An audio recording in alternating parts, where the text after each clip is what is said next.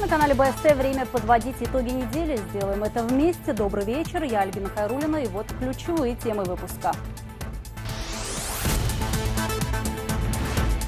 Одним газон, другим парковка. За стоянку на цветниках и лужайках будут штрафовать до 30 тысяч рублей. Закон отправили на доработку, автомобилисты негодуют. Почему наказывать рублем гораздо, а строить автостоянки нет? Первый вышел комом или смех в роддоме сквозь слезы. Младший медперсонал 21,3. Отчет о зарплатах стал последней каплей, а в операционных их собирают ведрами. Салаватский перинатальный центр закрывает. Что будет с врачами и куда идти рожать? Рухнувшие надежды вслед за пирамидой. Пожалуйста, у меня просьба, помогите. Сотни обманутых вкладчиков штурмуют офисы Инвестсоцвклада. Двери закрыты, вывески сняты, деньги исчезли, а это миллионы рублей. Почему чужие ошибки не учат? Что заставило женщину рожать в подъезде и бросить малыша на бетонном полу? По какому случаю банкет заказывал двойник полковника Гельмуддинова? И почему очевидцы заблудившегося медвежонка предпочли поскорее скрыться с места съемок? Об этом сегодня в выпуске.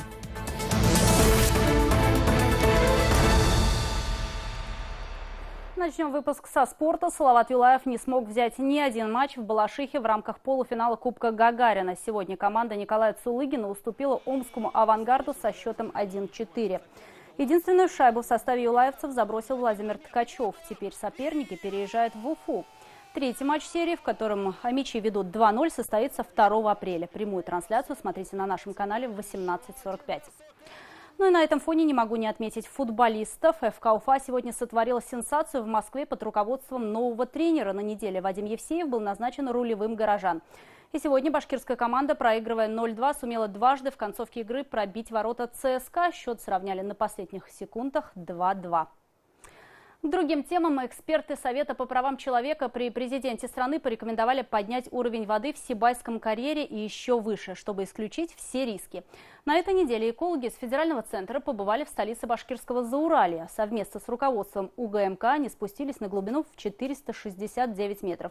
Ниже уже все затоплено.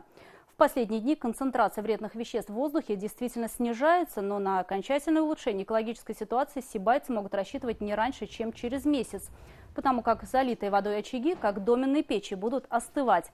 До этого времени, предупреждают эксперты, в городе могут наблюдаться остаточные явления, но это будет просто пар. Зафиксировали, что там практически нет ни высокой температуры, ни кислотности воды, ни выделения газа. То есть там атмосфера абсолютно нормальная, превышений никаких по сернистому газу нет. По всем очагам, где по разным мнениям была высокая температура, сейчас там стоит вода, то есть мы считаем ситуацию уже нормализованной. Сибайский карьер стал одной из тем выездного заседания Совета по правам человека в Уфе. Ради Хабиров призвал людей впредь трезво оценивать ситуацию и не поддаваться провокациям. Речь, в частности, шла о разнице в ПДК, которые показывают замеры общественников, и гослаборатория.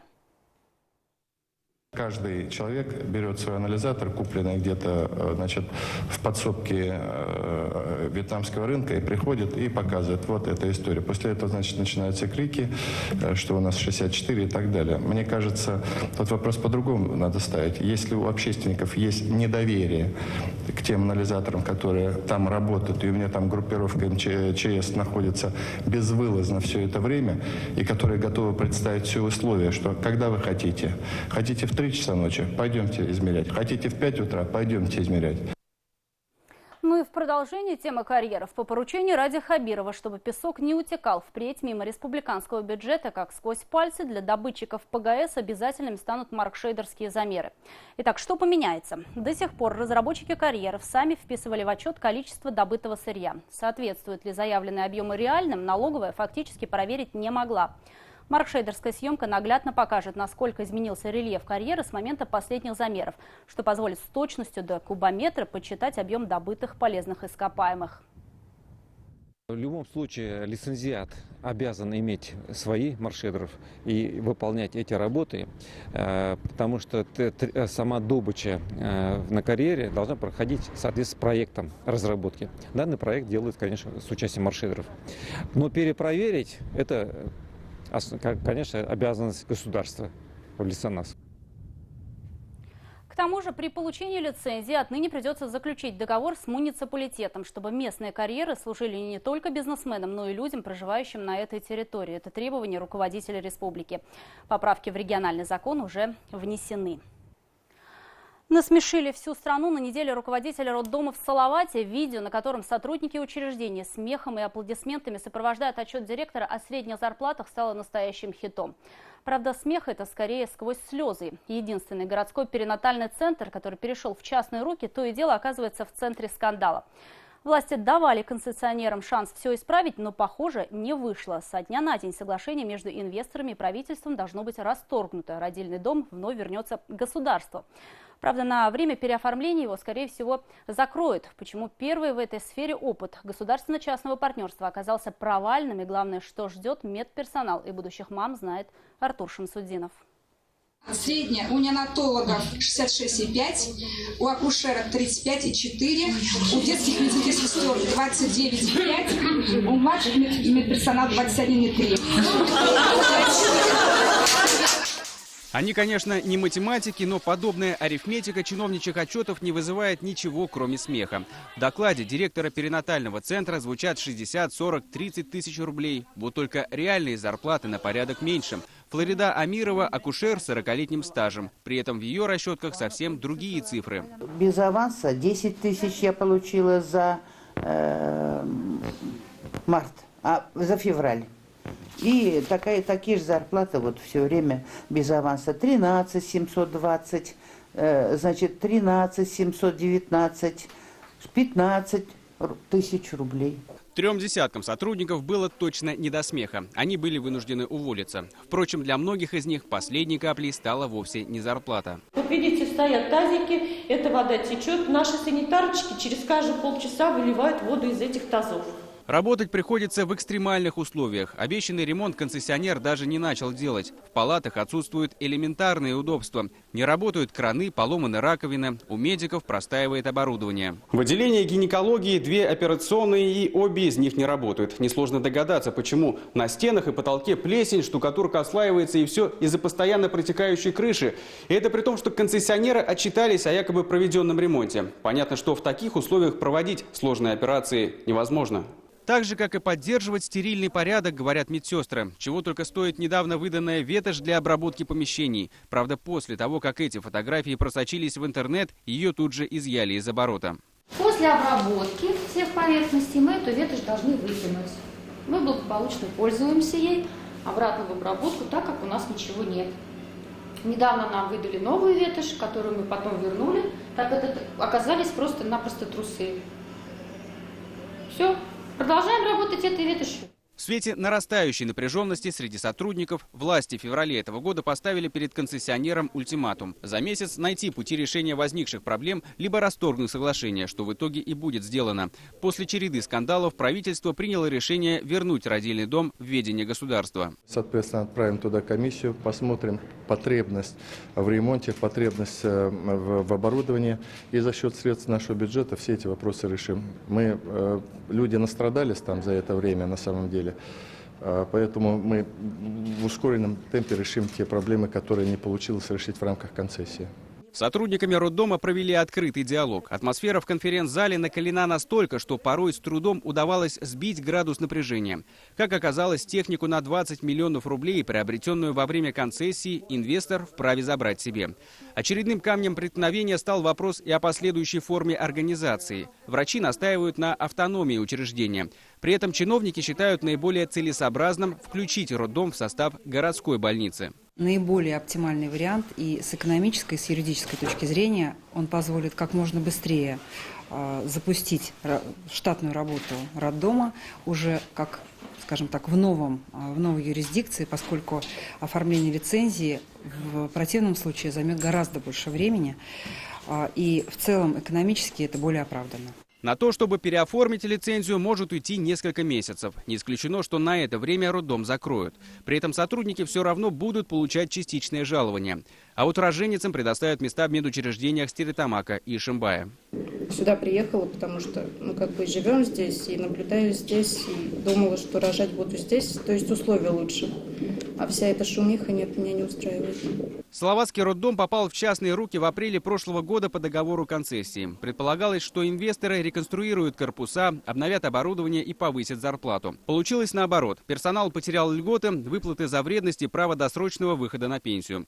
Показатель рождаемости в Салавате и вовсе стал одним из самых низких по республике, что напрямую связано со сложившейся ситуацией. Передачу медучреждения в частные руки эксперты называют ошибкой. Артур Шамсудинов и Азат Петров. Итоги недели. Салават. О том, что медицинские ошибки порой бывают роковыми и справиться уже нет возможности, вот об этом пойдет речь в расследовании журналиста Юлии Нигматуллиной. У очереди хамства с этим в больницах, пожалуй, сталкивался каждый. Итак, диагноз равнодушие. Специальный репортаж смотрите сразу после итогов недели. Попасть в больницу и умереть. Почему постановка диагноза в современной медицине иногда напоминает гадание на кофейной гуще? Расхождения были, есть и будут. Случайность или преступная халатность? В Уфимском медучреждении женщина скончалась после падения со сломанного стула. Если бы она не упала, мы бы не сидели сейчас здесь. Убирайте камеру отсюда, уходите, иначе будет неприятности. Экстремальная медицина, кадровый голод, очереди и хамство. Возможно ли навести порядок на больничных баррикадах? Вы сюда зашли без карточки, откуда мы ее вам возьмем? Вот так приходится сидеть в очереди по несколько часов вот с такими маленькими детьми. Заплати и живи. В Мелеузе платные медуслуги лишают пациентов поликлиники законного права. Уже сколько можно терпеть? Все хотят жить. Последние деньги отдашь. Излечимы ли болезни медицины? Попробуем выяснить в специальном репортаже.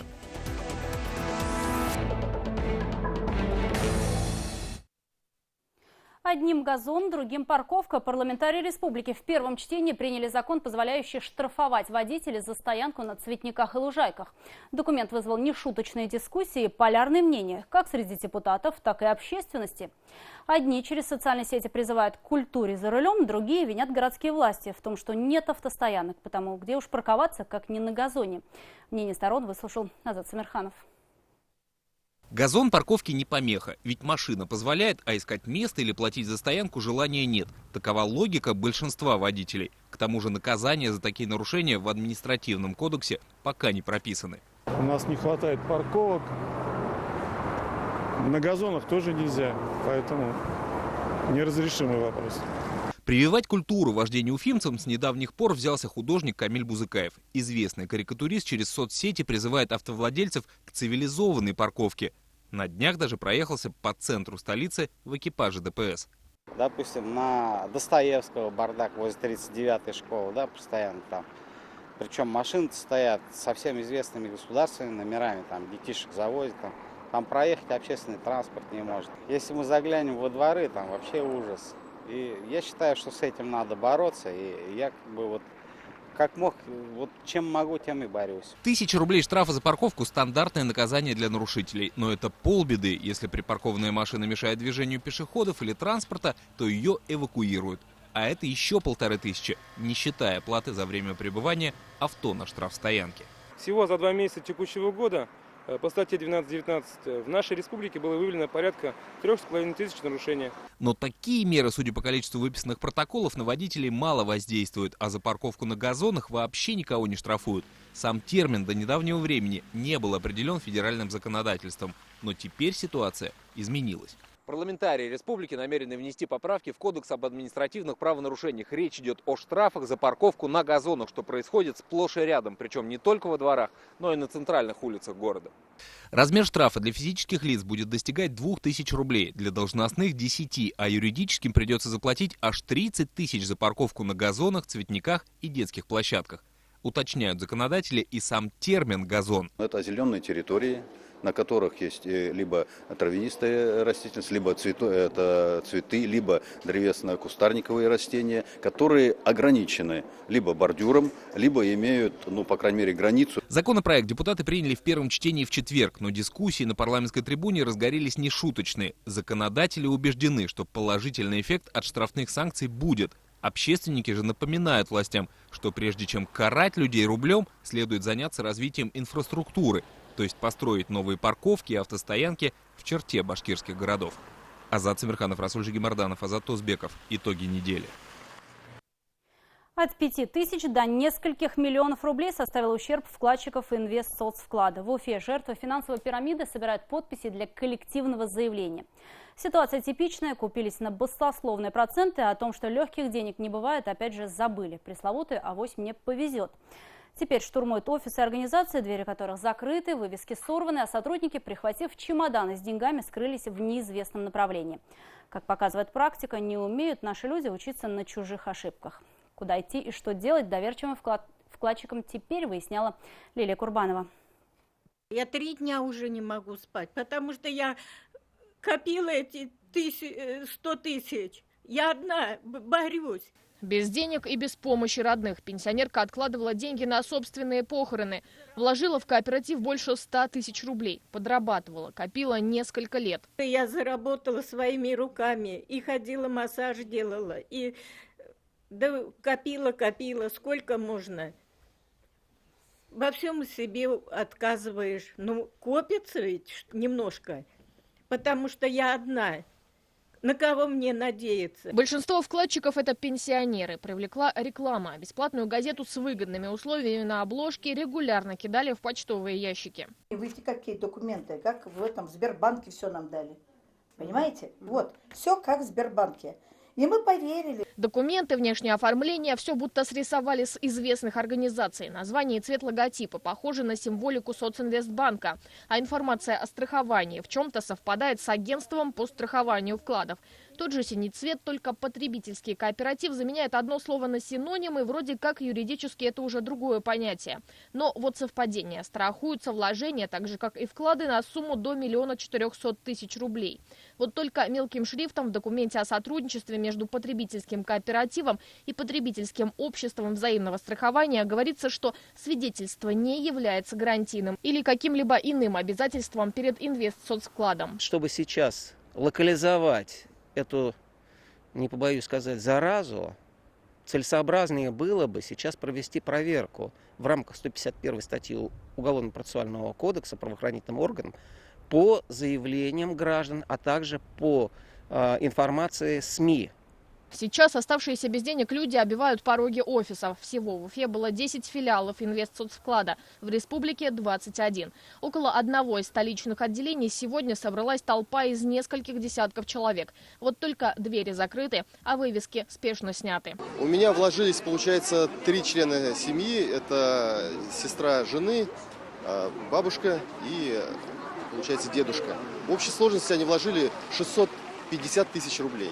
О том, что здесь когда-то был офис инвестсоцвклада, напоминает разве что валяющийся рядом разорванный и скомканный баннер. Между тем, на этой ситуации уже пытаются нажиться сторонние организации. На входе объявления, мол, помогут вернуть вложенные деньги. К тому же на телефоны вкладчиков стали приходить странные смски. Одни и те же сообщения с разных номеров. Некая московская организация просит отправить оплату за помощь во взыскании денег. Сказали, давайте быстрее делайте, чтобы вы были в первых списках. Иначе народу очень много, денег мало. Председатель потребительского кооператива некий Евгений Митин. Он, кстати, руководит еще 2 организациями с похожими названиями – Социнвествкладом и Соцвкладом. Деятельность последней проверяла прокуратура Кировского района Уфы. Был подан иск о прекращении работы компании. Он удовлетворен судом. Найдены признаки финансовой пирамиды. Аналогичное нарушение выявлено в деятельности кооператива «Инвестсоцвклад».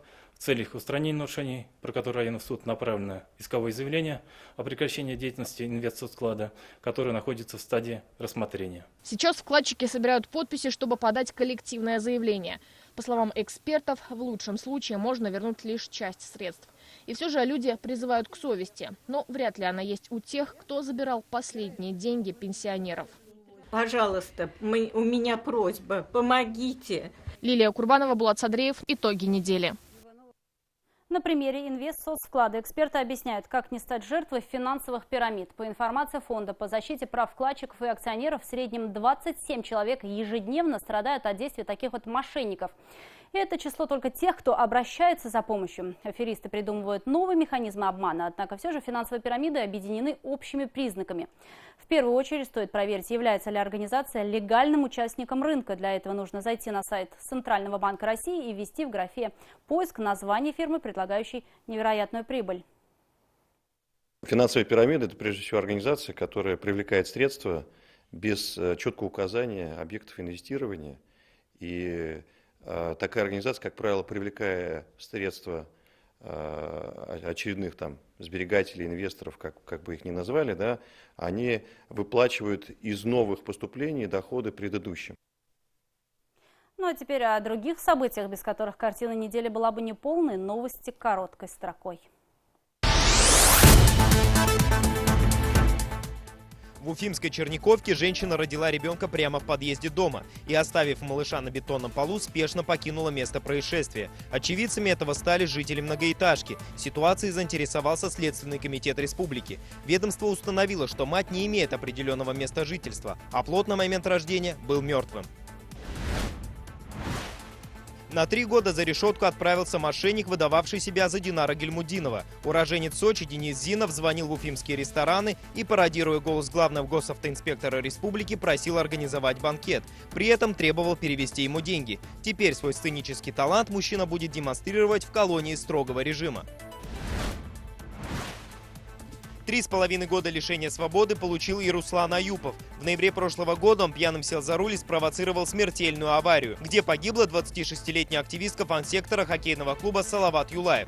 Спустя 5 месяцев Фемида вынесла решение. Отбывать срок парень будет в колонии поселений. После освобождения ему еще 2,5 года запрещено будет садиться за руль. В районе монумента Дружбы началось строительство подземного пешеходного перехода до причала. Подобный объект в рамках реконструкции набережной Белой появится и под проспектом Салавата Юлаева. 30 лет назад его строительство законсервировали. Сейчас здесь вновь кипит работа. Завершить строительство планируют к концу этого года. Владимир Путин поздравил самую пожилую жительницу Башкортостана. Евдокии Жиляковой из села Уфимский Хайбульского района исполнилось 105 лет. В годы Великой Отечественной войны она трудилась в тылу. После ее окончания до самой старости Евдокия Федоровна проработала в родном колхозе. Юбилярша призналась, что телеграмма от президента страны стала самым дорогим подарком ко дню рождения.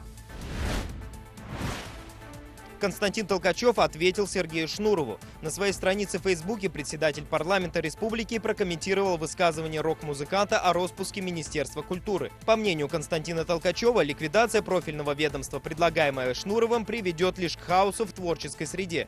Пост спикера башкирского парламента вызвал бурное обсуждение в среде блогеров. Заблудившегося медвежонка засняли очевидцы в Белорецком районе. Заметив приближающийся автомобиль, медвежонок испугался и стал убегать вглубь леса, неуклюже ступая по снегу. Вероятно, для маленького Мишки это была первая вылазка из берлоги. Авторы ролика посчитали, что мама малыша неподалеку, и предпочли уехать с места до ее появления.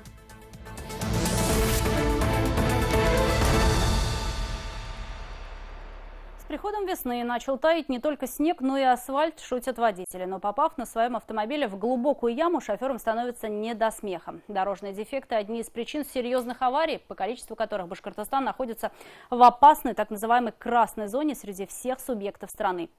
2 недели назад Ради Хабиров дал поручение исправить эту ситуацию и при проведении ремонта уделить внимание не только срокам, но и качеству.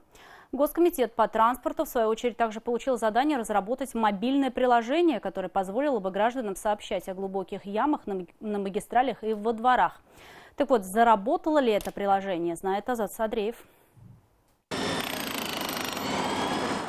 На федеральной трассе М5 небольшую яму на дороге увеличивают и вырезают в форме квадрата. Тщательно продув от остатков асфальта, влаги и мусора, заливают битумом. После чего нагревают его при помощи горелки. Технология не нова, но, по словам дорожников, весьма эффективна. В среднем на ремонт одной ямы у них уходит полчаса. У нас по всей сети протяженность автомобильных дорог 1775 километров, по РБ 785 километров составляет. На данный момент работа выполняется ежедневно, согласно представленным графикам работ.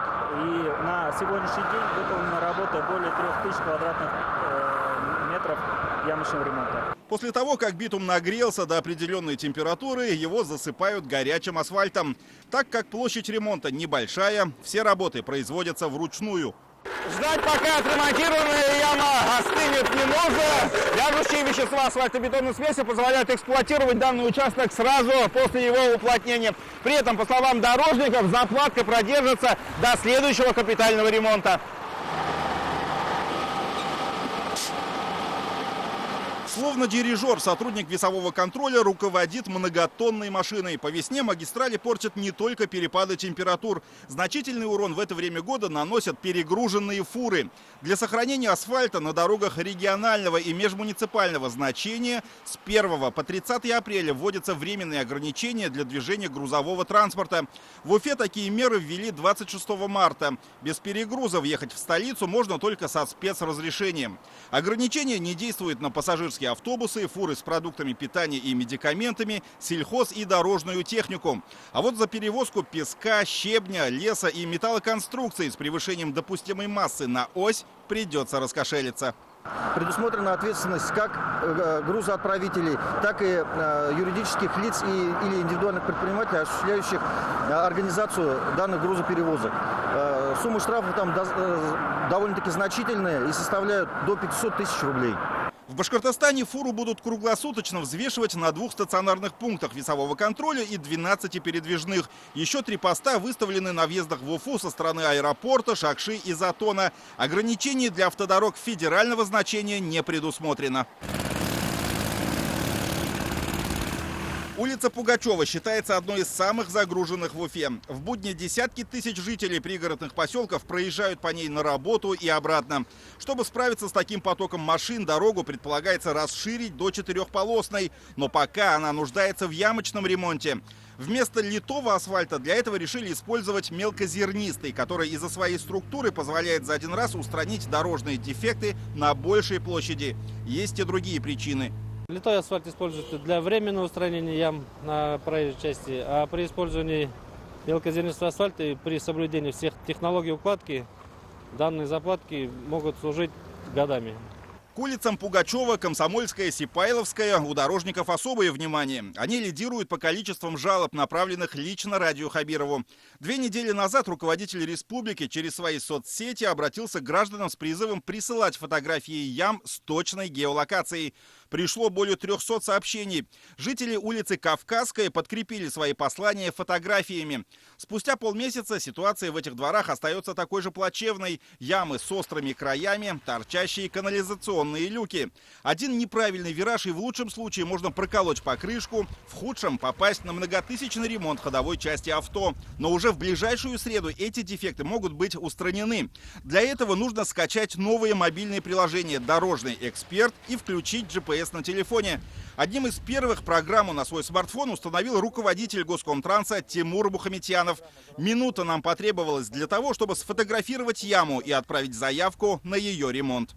Делаем фотографию той ямы, которую мы сейчас видим. Ну, гипотетически допустим, что это яма. Сфотографировали ее. Нажали на ОК. Следующий шаг. Сама программа устанавливает геолокацию того места, где мы сейчас находимся. Это Советская площадь. Мы находимся напротив Гостранса. Если есть необходимость, мы можем уточнить адрес нахождения ямы. Следующий шаг. Мы пишем уже заявку на ремонт, описание. После этого заявка поступает на исполнение в профильную организацию, которая занимается ямочным ремонтом. В данном случае мы видим, что заявка поступила в УЖКХ Кировского района, ответственный Тарасов Антон Сергеевич. И в соответствии с тем регламентом, который сегодня нам установлен, 3 дня дается на отработку этой ямы. Очень просто. Надеемся, что данное мобильное приложение будет воспринято положительно со стороны населения. На данный момент «Дорожный эксперт» скачали пару десятков человек, но количество пользователей увеличится уже в ближайший понедельник, после того, как мобильное приложение представят Радио Хабирову на еженедельном оперативном совещании. Руководитель республики раскритиковал прежнюю программу за неудобство использования и поручил разработать новую к 1 апреля. И это была не шутка. Азат Садриев, Вахид Халимов, Артур Елаев. Итоги недели. В Нефтекамске появится 250 рабочих мест в Сибае. Новый молочный завод в Ишимбае, парковые и пляжные зоны отдыха. На неделе во всех городах и районах республики по поручению Радио Хабирова прошли первые инвест-часы, на которых предприниматели представили свои бизнес-проекты. Уже через месяц такие встречи начнут транслировать в прямом эфире. С подробностями Равиль Ватолин. Современные пескоструйные ножи нарезают сэндвич-панели любой формы и сложности. Небольшой завод модульных конструкций в Нефтекамске ежедневно выпускает тысячи листов стройматериала. Однако это лишь малая часть от многочисленных заказов, что приходят со всей страны. В этом году предприниматели решили увеличить производство, создав 250 новых рабочих мест. Закупили новое оборудование, построили большой цех, вложив в расширение свыше миллиарда рублей. Это линия для производства строительных сэндвич-панелей в автоматическом режиме со скоростью номинальной 6 метров в минуту и производство легких стальных конструкций, то есть это каркасы для будущих зданий. Со специальной программой преинжиниринга, которая полностью рассчитывает по заданным параметрам. Мощный производственный рывок потребовал и больших складских помещений, однако получить новый участок оказалось не так легко. Чиновники пеняли на отсутствие земель, но вот решить вопрос удалось лишь на инвестчасе, который теперь еженедельно проводят в городской администрации. Предприниматели представили свой проект и попросили содействия. По итогам прошлого инвестчаса было поручение оказать содействие по заключению договора аренды для реализации социального этого проекта. Мы, в принципе, оказали необходимое содействие. На инвестчасе в Кугарчинском районе решился вопрос и поддержки крупного туристического проекта. Предприниматели решили построить здесь крупную базу отдыха со стоянками для туристов, которые сплавляются по рекам. Сейчас бизнесмены заканчивают возведение гостиничных комплексов, после чего начнут благоустройство территории. Сумма вложений превысит 3 миллиарда рублей. Коммерсанты попросили районных чиновников включить в проект в список приоритетных для республики, получив таким образом ряд налоговых льгот. Сама постановка вопроса и сама форма мне очень нравится. Заданы вопросы, тут же глава их поручает своим заместителям, дает им сроки. В эти сроки они обязаны выполнить эти поручения. Если вопросы нерешаемые на уровне района, они выносятся уже на республику. Поэтому это очень хорошая форма. Общение с чиновниками в новом формате вызвало у бизнесменов неподдельный интерес. В каждом районе на инвестчасы пришли десятки предпринимателей, большинство из которых решили вложиться в аграрный сектор. В Кушнаренковском районе уже в этом году может появиться крупный комбикормовый завод. В Бакалинском инвесторы готовы возвести зерносушильный комплекс, а в Сибае молочный комбинат с мощностью переработки в десятки тонн молока в сутки. Всего в республике реализуется 59 приоритетных инвестиционных проектов на общую сумму 157,3 миллиарда. А в основном это в 25 районах. Самое большее количество на сегодняшний день в Уфимском районе, Буздякском районе, Мелюзовском районе. У нас с 2011 года реализовано около 11 проектов на сумму 39 миллиардов рублей. Инвестчасы на этой неделе прошли повсеместно. Периодически обсуждение бизнес-идей переходило в жаркие споры. Предприниматели, защищая проекты и доказывая их эффективность, порою забывали о нормах безопасности. Однако после конструктивных доводов соглашались с экспертами, добавляя, в таком формате рождается не только истина, но и реальный бизнес-план с отработанными деталями. То есть определенные сложности, моменты. Встреча у нас прошла, я считаю, что очень успешно. Обратная связь положительная, сроки вполне разумные, я думаю, что да. Уже через месяц все инвестчасы в районных администрациях начнут транслировать в прямом эфире. Об этом Ради Хабиров сообщил на своей странице в социальных сетях. Сейчас в муниципалитетах настраивают необходимое оборудование. При этом руководитель региона отметил, встречи должен проводить лично глава города или района. А по итогам этой недели было принято решение вынести два масштабных проекта на обсуждение республиканского инвестчаса. Это агропарк Бакалах и овощехранилище с логистическим центром в Стерлитамаке. Почти тонну плова сегодня съели уфимцы. В столице республики прошел праздник весны Наурус. Самаркандский, узбекский, таджикский плов готовили, дегустировали и делились фирменными рецептами. Впервые в республике состоялся чемпионат по приготовлению самого вкусного национального блюда. Пасмурная погода не испугала горожан.